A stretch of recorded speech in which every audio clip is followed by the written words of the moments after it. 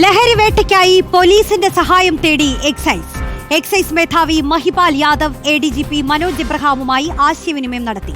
Cinema ലൊക്കേഷനുകളിൽ പരിശോധന നടത്താനാണ് നീക്കം.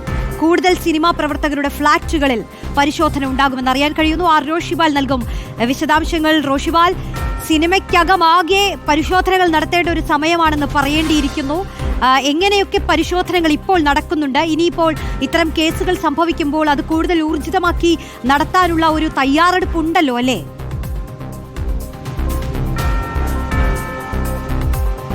റോഷ്നി, സിനിമാ മേഖലയാകെ ലഹരി മുക്തമാക്കാനുള്ള ശ്രമമാണ് എക്സൈസിന്റെയും പോലീസിന്റെയും ഭാഗത്ത് ഉണ്ടാകുന്നത്. നേരത്തെ തന്നെ സിനിമാ മേഖലയിൽ വ്യാപകമായി സിനിമാ താരങ്ങൾ, സിനിമാ പ്രവർത്തകർ ലഹരി ഉപയോഗിക്കുന്നു എന്ന വിവരങ്ങൾ പോലീസിനും എക്സൈസിനും ലഭിച്ചിരുന്നു. അതിന്റെ അടിസ്ഥാനത്തിൽ തന്നെ ലഹരി ഉപയോഗിക്കുന്ന സിനിമാ പ്രവർത്തകരുടെ ഒരു നീണ്ട പട്ടിക തന്നെ എക്സൈസ് തയ്യാറാക്കിയിട്ടുണ്ട്. ആ പട്ടികയിൽ ഉൾപ്പെടുന്നവർ നിരീക്ഷണത്തിലാണ്. പോലീസിന്റെ മാത്രമല്ല, എക്സൈസിന്റെ നിരീക്ഷണത്തിലാണ്. എക്സൈസ് മേധാവി സംസ്ഥാനത്തെ ലഹരി വിരുദ്ധ സേനയുടെ തലവൻ കൂടിയായ ADGP മനോജ് എബ്രഹാമുമായി ആശയവിനിമയം നടത്തിയതിന്റെ പ്രധാനപ്പെട്ട കാരണം പോലീസിന്റെ സഹായം അഭ്യർത്ഥിച്ചാണ്. കാരണം ഇപ്പോൾ എക്സൈസിന് ടെലിഫോൺ വിശദാംശങ്ങളടക്കം പോലീസാണ് കൈമാറുന്നത്. അതിവേഗത്തിൽ ഇത്തരം കാര്യങ്ങൾ കൈമാറാനുള്ള ഒരു സഹായം. അതിനൊപ്പം തന്നെ ഈ ലൊക്കേഷനുകളിലും മറ്റിടങ്ങളിലും വ്യാപകമായ പരിശോധനയ്ക്ക് രണ്ട് സേനകളും ഒരുമിച്ച് പരിശോധന നടത്താമെന്ന് ധാരണ എത്തിയിട്ടുണ്ട്.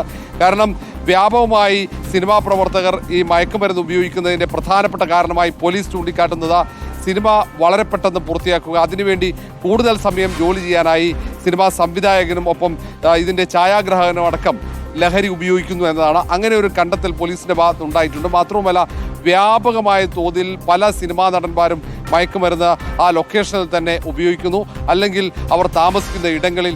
അങ്ങനെയുള്ള ഇടങ്ങളിലൊക്കെ വ്യാപകമായ പരിശോധനയ്ക്കുള്ള തയ്യാറെടുപ്പ് എക്സൈസും പോലീസും നടത്തി കഴിഞ്ഞു. മാത്രവുമല്ല, ഇവർക്ക് ലഹരി മരുന്ന് എത്തിക്കുന്നവരെ കണ്ടെത്തി കഴിഞ്ഞു. അവരൊക്കെ നിരീക്ഷണത്തിലാണ്. ഇനി പരിശോധനയും മറ്റ് കടുത്ത നടപടികളിലേക്കുമാണ് എക്സൈസും പോലീസും പോവുക. ഏതായാലും സംയുക്ത പരിശോധന തന്നെ നടക്കും. ഓപ്പറേഷൻ ഡി ഹണ്ട് കഴിഞ്ഞ ഫെബ്രുവരിയിൽ തുടങ്ങിയതാണ്. അതിനൊപ്പം എക്സൈസ് ഈ ലഹരി മരുന്നിനെതിരെ ഓപ്പറേഷൻ ക്ലീൻ സ്ലേറ്റ് എന്ന ഒരു ഓപ്പറേഷനുമുണ്ട്. രണ്ട് സേനാ വിഭാഗവും ചേർന്നുള്ള ഒരു സംയുക്ത പരിശോധനയുടെ പൂർണ്ണമായും ലഹരി മുക്തമാക്കാൻ സിനിമാ മേഖലയിലേക്ക് സാധിക്കും എന്ന ഒരു വിശ്വാസമാണ്. സർക്കാരും ഇതിന് അനുമതി നൽകി കഴിഞ്ഞു. വരും ദിവസങ്ങളിൽ കടുത്ത നടപടി, മുഖം നോക്കാതെയുള്ള നടപടി ഉണ്ടാകുമെന്നാണ് എക്സൈസ് മേധാവി പറയുന്നത്. ശരി, എന്തായാലും മുഖം നോക്കാതെ നടപടികൾ ഉണ്ടാവട്ടെ, താരപ്രഭയിൽ മയങ്ങിപ്പോവാത്ത നടപടികൾ ഉണ്ടാവട്ടെ എന്നേ നമുക്ക് പറയാനുള്ളൂ. എന്തായാലും റോഷിപാൽ